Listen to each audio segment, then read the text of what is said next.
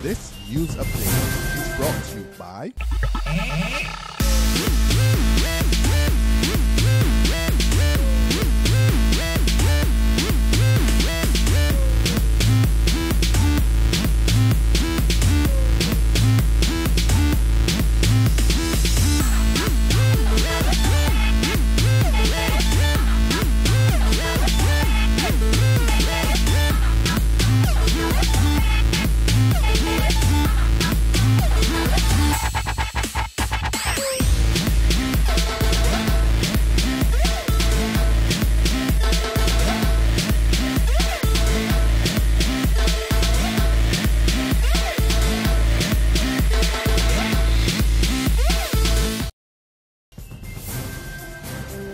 This is the 6 p.m. Barbados Today update for Thursday, August 7th, 2014. A warm welcome to you. I'm Carol Williams.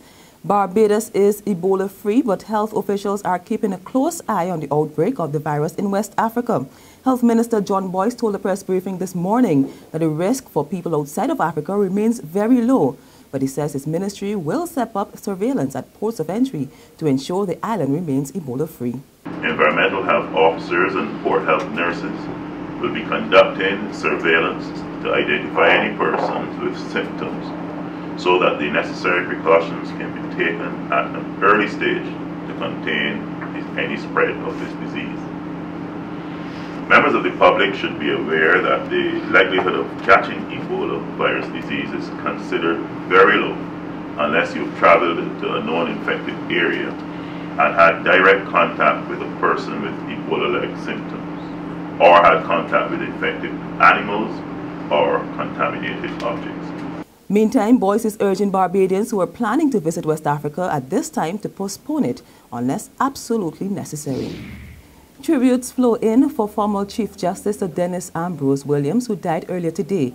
His son, Simon Williams, who confirmed his passing, says Sir Dennis died peacefully in his sleep at the age of 84. Sir Dennis is recognized as one of the longest-serving judges in the Commonwealth, occupying the bench for 34 years. He served from 1986 to 2001.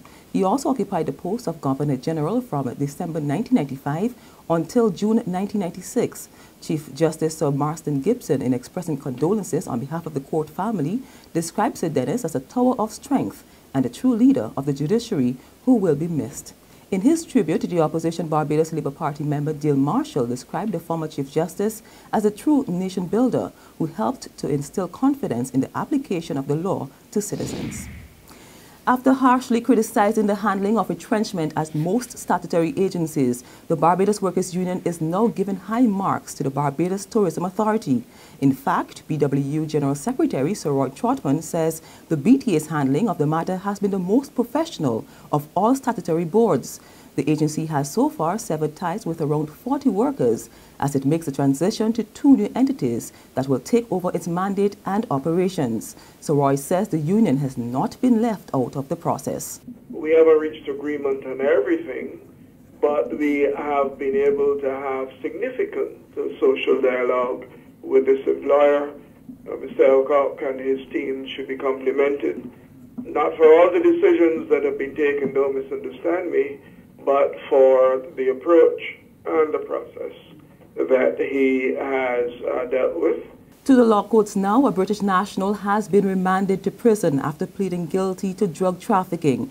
The 35-year-old man, a Nigerian by birth, who appeared before the District B Magistrates Court today, was fined $10,000 forthwith, or 18 months behind bars for trafficking 1 kilogram of cocaine into the country on Monday.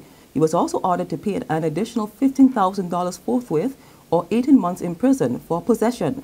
The British national was, however, reprimanded and discharged on the charge of possession with intent to supply, and convicted, reprimanded and discharged for importation. He was arrested after arriving at the airport from Trinidad and Tobago en route to London. He later passed out 52 packets containing cocaine at the QEH. There's regional and international news after this short break. Hi, I'm Red Plastic Bag. Anyone who knows me knows I don't like cold.